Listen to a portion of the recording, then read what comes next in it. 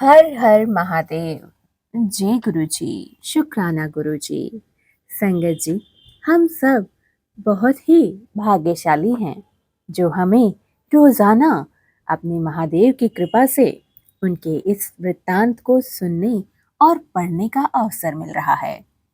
हमारे पर बहुत ही कृपा है जो हम इस पाठ का अध्ययन कर और सुन पा रहे हैं, क्योंकि ना तो भगवान की मर्जी के बिना इन ग्रंथों का कोई श्रवण कर सकता है और ना ही पठन कर सकता है। इसलिए उनकी कृपा का हम सभी को आभार व्यक्त करना चाहिए और हमेशा गुरु जी का शुक्राना अदा करना चाहिए। संगत जी, इस वक्त बेहद ही आकर्षक मनोहर वृत्तांत चल रहा है कि माता पार्वती और महादेव शिव भोले का विवाह का प्रस्ताव किस प्रकार रखा गया था। तो आगे हम सभी इसको ध्यान पूर्वक सुनेंगे। जय गुरु जी, शुक्राना गुरु जी, अनंतम अनंतम शुक्राना। ब्रह्मा जी से दक्ष की अनुमति पाकर देवताओं और मुनियों सहित भगवान शिव का दक्ष के घर जाना। दक्ष द्वारा सबका सत्कार तथा सती का शिवजी के साथ विवाह। ब्रह्मा जी कहते हैं, हे नारद, तदंतर मैं हिमालय के कैलाश शिखर पर रहने वाले परमेश्वर महादेव शिव को लाने के लिए प्रसन्नता पूर्वक उनके पास गया और उनसे इस प्रकार बोला, हे वृषध्वज, सती के लिए मेरे पुत्र दक्ष ने जो बात कही है उसे सुनिए और जिस कार्य को वे अपने लिए असाध्य मानते हैं उसे सिद्ध हुआ ही समझिए। दक्ष ने कहा कि मैं अपनी पुत्री भगवान शिव के हाथ में दे दूंगा, क्योंकि उन्हीं के लिए यह उत्पन्न हुई है। शिव के साथ सती का विवाह हो, यह कार्य तो मुझे स्वतः ही अभीष्ट प्रिय है। फिर आपके भी कहने से इसका महत्व और अधिक बढ़ गया। मेरी पुत्री ने स्वयं इसी उद्देश्य से भगवान शिव की आराधना की है और इस समय शिव जी भी मुझसे इसी के विषय में अन्वेषण या पूछताछ कर रहे थे। इसीलिए मुझे अपनी कन्या अवश्य ही भगवान शिव के हाथों में देनी है। विधाता, वे भगवान शंकर शुभ लग्न और शुभ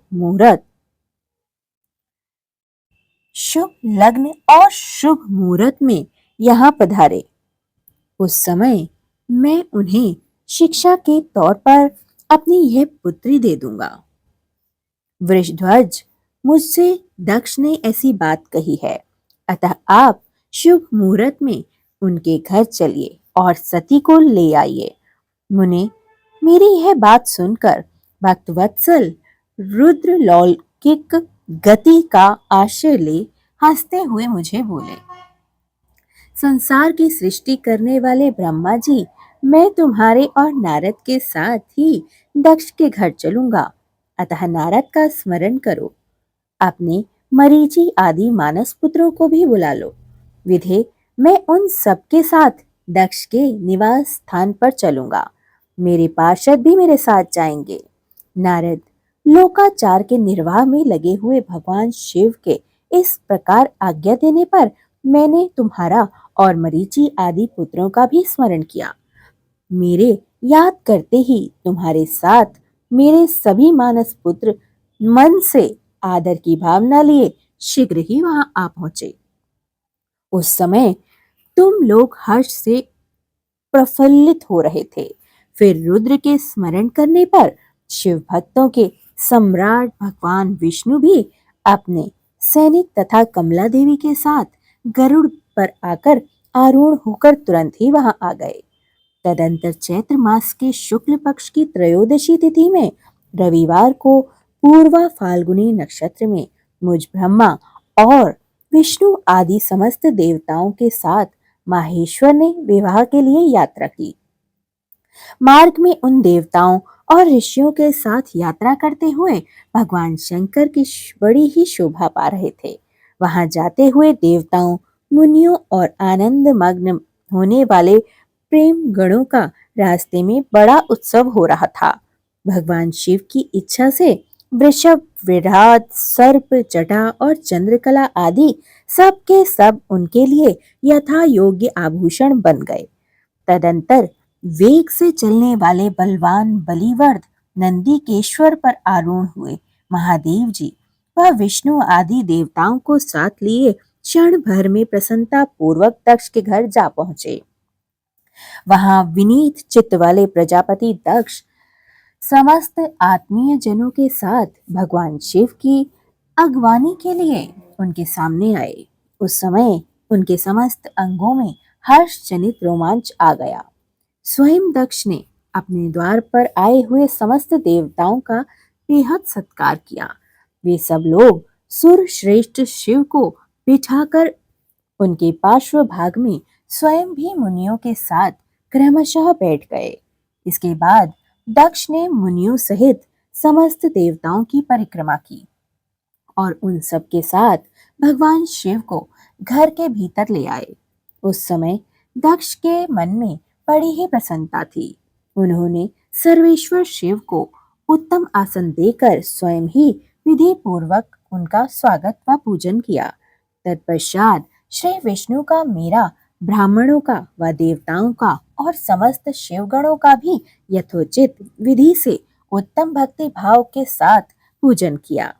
इस तरह पूजनीय पुरुषों तथा अन्य लोग सहित उन सब का यथोचित आदर सत्कार करके महाराज दक्ष ने मेरे मानस पुत्र मरीचि आदि मुनियों के साथ आवश्यक सलाह की।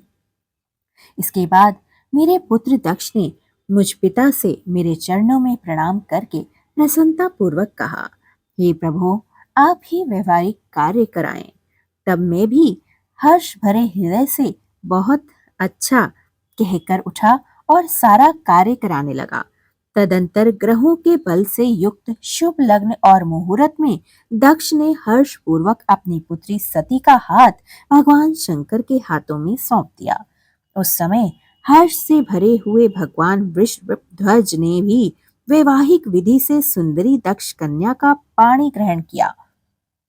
फिर मैंने हरि और श्री हरि ने तुम तथा अन्य मुनियों ने देवताओं और ब्रह्मथ गणों ने भगवान शिव को प्रणाम किया और सबने नाना प्रकार की स्तुतियां की और उन्हें संतुष्ट किया। उस समय नाच गान के साथ महान उत्सव मनाया गया। समस्त देवताओं और मुनियों को बड़ा ही आनंद प्राप्त हुआ।